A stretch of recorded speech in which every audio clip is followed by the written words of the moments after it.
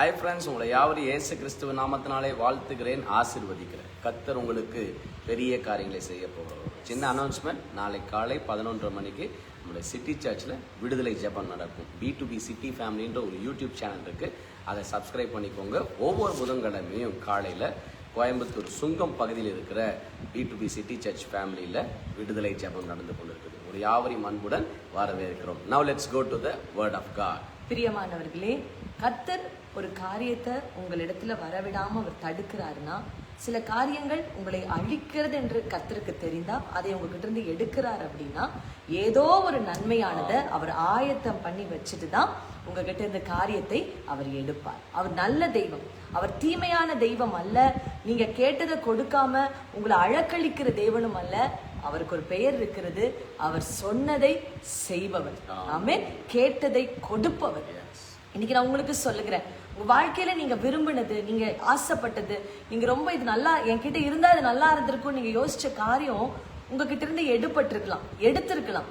நீங்க ஏன் ஆண்டவரே இப்படி நடந்துச்சு, என்னாச்சுப்பா, எனக்கு ஏன் என் வாழ்க்கையில இப்படி ஒரு காரியம் நடந்துருச்சு என்று சொல்லி இன்னைக்கு நீங்க இந்த லைவ்ல கண்ணீரோடு இணைந்திருந்தீங்கன்னா, கர்த்தர் உங்களுக்கு தான் பேசிக்கொண்டிருக்கிறாரு. உனக்கு பெஸ்டானதை கொடுக்கும்படியாக தான் அந்த காரியத்தை கர்த்தர் தடுத்திருக்கிறேன் என்று சொல்லுகிறார். ஆமே, சொல்லுங்க. கர்த்தர் எனக்கு எப்பவுமே பெஸ்டானதை தான் தருவாரு. ஆமா பிரியமானவர்களே, வேதம் சொல்லுகிறது, ஏசாயா 61ஆம் அதிகாரம் 3வது வசனத்துல, சீயோனில் துயரப்பட்டவர்கள் சீர்படுத்தவும் அவர்களுக்கு சாம்பலுக்கு பதிலாக சிங்காரத்தை. ஆண்டவருக்கு தெரியும், சாம்பல் இருந்தா அவங்க வாழ்க்கையை உயர முடியாது, அவங்க ஒரே இடத்துலதான் இருப்பாங்கன்னு ஆண்டவருக்கு தெரிஞ்சுதான் சாம்பலுக்கு பதிலாக கர்த்தர் எதை கொடுத்தார்? சிங்காரத்தை கொடுத்தார். அடுத்த லைன்ல வேதம் சொல்லுகிறது, துயரத்துக்கு பதிலாக ஆனந்த தைலம். இத்தனை நாள் உங்க வாழ்க்கையில துயரத்தின் பாதையில நீங்க போய்கொண்டிருக்கலாம், கர்த்தர் ஆனந்த தைலத்தை கொடுக்க ஆசைப்படுகிறார். பெற்றுக்கொள்ளுங்கள். அடுத்ததாக, ஒடுங்கின ஆவிக்கு பதிலாக துதியின் உடை. என்னைக்குமே மற்றவர்கள் ஒடுக்க நீங்க குனிஞ்சு அப்படியே, ஐயோ இவ்வளோ என்ன ஒடுக்குறாங்களே ஆண்டவரே, என்ன கண்ணீரோடு இருந்திருந்தீங்கன்னா, கர்த்தர் சொல்றாரு, உனக்கு நான் துதியின் ஆடை, சந்தோஷத்தின் ஆடை, சமாதானத்தின் ஆடையை போட்டு உன்னை அலங்கரிக்க போகிறேன் என்று கர்த்தர் சொல்லுகிறார். சோர்ந்து போயிடாதீங்க பிரதர், ஒரு காரியம் என்னை விட்டு போயிடுச்சேன்னு வருத்தப்படாதீங்க. கர்த்தர் பெஸ்டானதை வைத்திருக்கிறார். வேதாகமத்துல யோவானுடைய தாய் தகப்பன், அவர்களுடைய பெயர் சகரியா, எலிசபெத். சகரியா அவர் ஒரு ஊழியக்காரர், அவர் ஒரு ஆசாரியன்.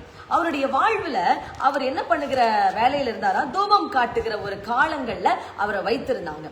தூபம் காட்ட அவர் கரெக்டா தேவாலயத்துக்குள்ள போகும் பொழுது அங்க ஒரு பிரச்சனை, ஒரு இன்சிடென்ட் நடக்குது. என்ன நடக்குதுன்னா, வாசிக்கிறேன் உங்களுக்காக. லூக்கா 1 அதிகாரம் 10வது வசனம். தூபம் காட்டுகிற வேளையில் ஜனங்கள் எல்லாரும் கூட்டமாய் வெளியே ஜெபம் பண்ணி கொண்டிருந்தார்கள். அப்பொழுது கர்த்தருடைய தூதன் ஒருவன் தூப பீடத்தின் வலது பக்கத்திலே நின்று அவனுக்கு தரிசனமானான். அப்போ சகரியாவுக்கு ஒரு தேவதூதன் இறங்கி வந்து பேசுறாரு. ஆனா சகரியானால அதை நம்ப முடியாம, இது எப்படி ஆகும், எனக்கு எப்படி குழந்தை பிறக்கும் அவர் குவெஸ்டின் கேட்ட பொழுது என்ன நடக்கும்னா, சகரியாவுடைய வாய் அடைக்கப்பட்டுரும். அவர் பேச முடியாதபடிக்கு செய்கையில பேச ஆரம்பிச்சிருவார்.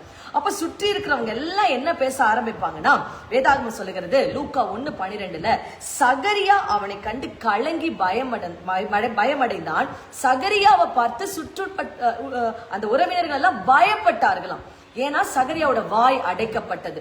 அப்ப ஏனே தெரியல, சகரியாவுக்கு ஒன்னும் புரியல. ஏன் ஆண்டவரே வாய் அடைச்சிங்க, நான் கேள்விதானே கேட்டேன். ஆனா குறித்த காலத்துல, தகுந்த காலத்துல ஒரு நன்மை சகரியாவை தேடி வந்தது. என்ன நன்மை தெரியுமா? 59வது வசனம், லூக்கா 1:59, 8ஆம் நாளிலே பிள்ளைக்கு விருத்த சேதனம் பண்ணும்படி அவர்கள் வந்து அதன் தகப்பனுடைய நாமத்தின்படியே அதற்கு சகரியா என்று பெயரிட போனார்கள். யோவான் பிறக்கிறாரு. இன்னைக்கு நீங்க கூட சொல்லலாம், என் வாழ்க்கையில ஏதோ ஒண்ணு அடைக்கப்பட்டுருச்சு, ஏதோ ஒண்ணு ஸ்டாப் ஆயிடுச்சு, ஒரு காரியம், ஒரு பிசினஸ் பயங்கரமா உயர்வுல வந்துட்டு இடையில தானா நின்னு போயிடுச்சு, நல்லா சம்பாரிச்சுக்கிட்டு இருந்தேன், திடீர்னு வேலையில இருந்து எடுத்துட்டாங்கன்னு சொல்லலாம். இங்க சகரியாவோட நிலைமையும் அப்படிதான் இருந்தது. வாய் கட்டப்பட்டது, என்ன பண்றதுன்னு தெரியாத ஒரு சூழ்நிலை. ஆனா கர்த்தர் சகரியாவுடைய வாயை கட்டினதுக்கு காரணம் என்னன்னா, அவருடைய வாழ்க்கையில பெஸ்ட் கொடுக்க வேண்டும் என்று கர்த்தர் ஆசைப்பட்டார்.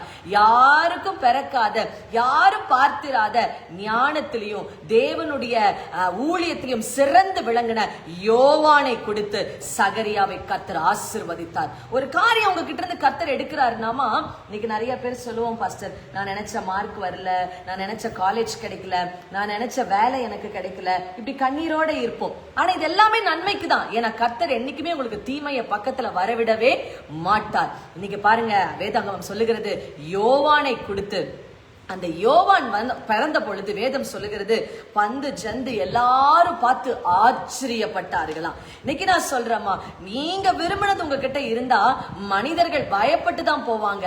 ஆனா கர்த்தர் விரும்பினது உங்ககிட்ட வந்துச்சுன்னா எல்லாரும் உங்களை பார்த்து ஆச்சரியப்படுகிற வண்ணமாக உங்களுக்கு கர்த்தர் யோவான்களை கொடுத்து கர்த்தர் ஆசீர்வதிப்பார். இன்னைக்கு என்னை விட்டு எல்லாம் போயிடுச்சுன்னு வருத்தப்படாதீங்க.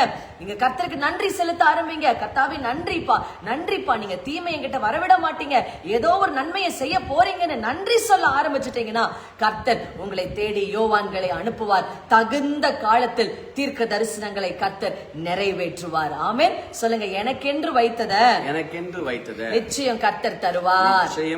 எனக்கென்று வைத்தத கர்த்தர் நிச்சயம் தருவார். ஆமென். இன்னொருவர் வேதாகமத்துல இருக்கிறாரு. ஆதியாகமம் 4ஆம் அதிகாரம் 1 வசனத்துல ஆதாமுக்கும் ஏவாளுக்கும் பிள்ளைகள் பிறக்கிறாங்க. முதல் பிள்ளை காயின், இரண்டாவது பிள்ளை ஆபேல். என்ன நடந்தது எல்லாத்துக்குமே தெரியும். காயினுடைய அந்த பொறாமையின் குணத்தினால அவன் இருதயம் கெட்டு போனது நிமித்தமாக அவன் என்ன பண்றார், ஆபேலை கொலை செய்கிறான். இங்க என்ன நடந்துச்சு தெரியுமாங்க? ஆதாம் ஏவாள் கண்ணீரோட இருக்கிறாங்க. என் 2 பசங்களும் இப்படி ஆயிட்டாங்களே, என்ன பண்றதுன்னு கண்ணீரோட இருக்கும் பொழுது கர்த்தர் யாரை கொடுத்தாரு தெரியுமா? வாசிக்கிறேன். ஆதியாகமம் 4ஆம் அதிகாரம் 25வது வசனம். பின்னும் ஆதாம் தன் மனைவியை அறிந்தான், அவள் ஒரு குமாரனை பெற்று காயின் கொலை செய்த ஆபேலுக்கு பதிலாக தேவன் எனக்கு வேறொரு புத்திரனை கொடுத்தார் என்று சொல்லி அவனுக்கு சேத் என்று பெயரிட்டார். இந்த சேத்துடைய அந்த சந்ததியில தான் நோவா பிறக்கிறாரு.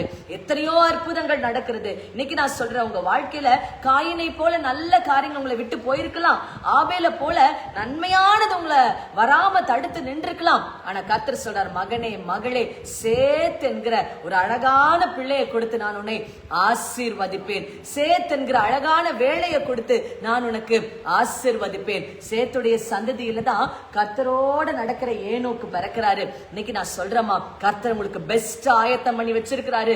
அழுதுட்டு சோர்ந்து போய் உட்கார்ந்துராதீங்க, எழும்புங்க. வேதம் சொல்லுகிறது, எழும்பு எழும்பு சீயோனே, உன் வல்லமையை தரித்துக்கொள். வல்லமையை தரித்துக்கொண்டு எழும்புங்க. உங்களுக்கானது கர்த்தர் பெஸ்ட கொடுக்க போகிறாரு. வேதாகமத்துல இன்னொருத்தர் இருக்கிறாரு, வாசிக்கிறேன். ஆதியாகமம் 32வது அதிகாரம் 27வது வசனம்.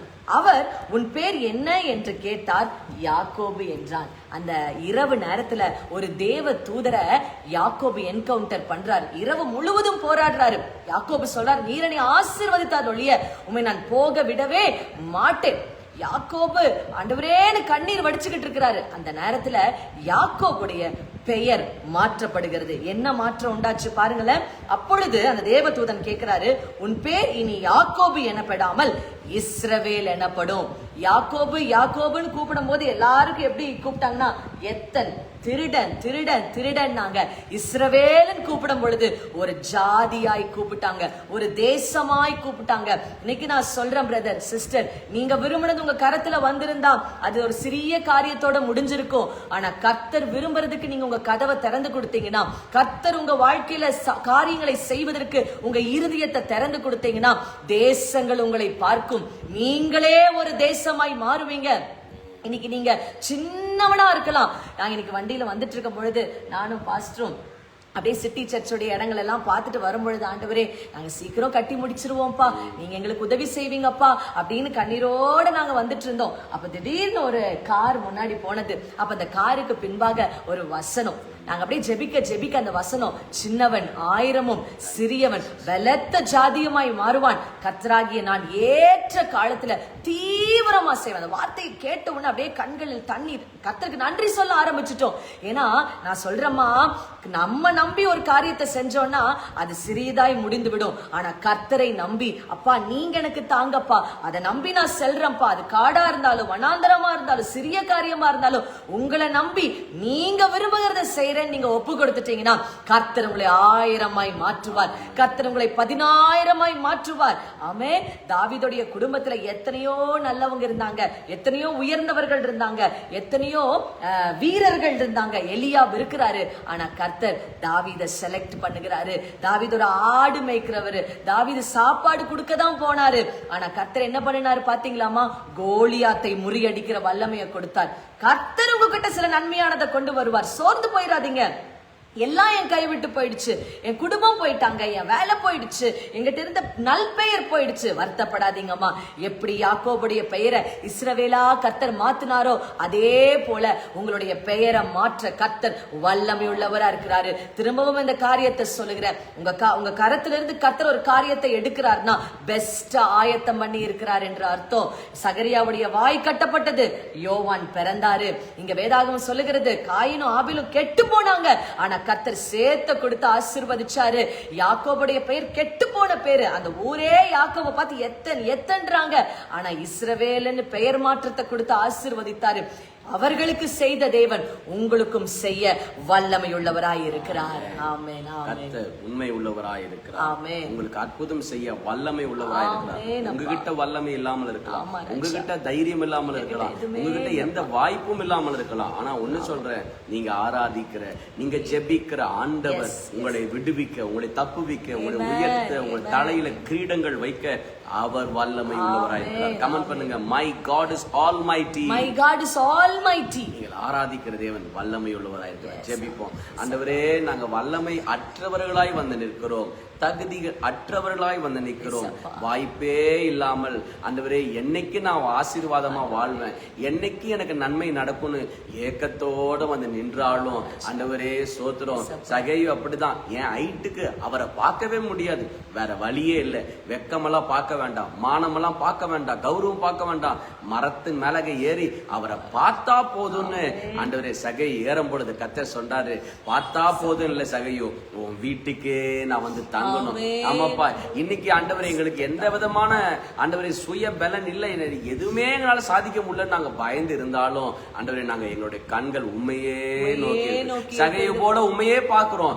நீங்க உண்மையே பாக்குறபடியால் அந்த இருதயத்தை பார்த்து நீங்க கர்த்தர் சொல்லுகிறார், நான் உன் வீட்டுக்கு வந்து தங்கணும், நான் உன்னோட கூட வரணும், நானே உன்னை உயர்த்தணும், நானே உன்னை பலப்படுத்தணும் சொல்லி இப்பொழுது உங்களுடைய பிள்ளைகளை நீங்க அளவில்லாமல் ஆசீர்வதிப்பீராக, அளவில்லாமல் உங்களுடைய கிருபையை கொடுத்து பலப்படுத்துவீராக என்று ஜெபிக்கிறோம். ஒவ்வொருத்தரும் வாழ்க்கையில பெரிய அற்புதங்களும் அதிசயங்களும் இன்றைக்கு நடப்பதாக என்று பிதா குமாரன் பரிசுத்த ஆவியின் நாமத்தினால் ஜெபிக்கிறேன் என் நல்ல பிதாவே. ஆமென், ஆமென். பிரியமானவர்களே, கர்த்தர் உங்களை கைவிட மாட்டார், கர்த்தர் உங்களை வெட்கப்படுத்த விட மாட்டார். தாமதமாகதுன்றனால உங்க வாழ்க்கையில அது நடக்காமையே போயிடாதுன்னு நினைச்சிடாதீங்க. கர்த்தர் ஒரு நல்ல நாளை, கர்த்தர் ஒரு நல்ல காலத்தை உங்களுக்கு ஆயத்தம் பண்ணி வைத்திருக்கிறார். மகிமையாய் வாழ போகிறீர்கள். ஆமென். You are blessed. You are blessed. Bye-bye.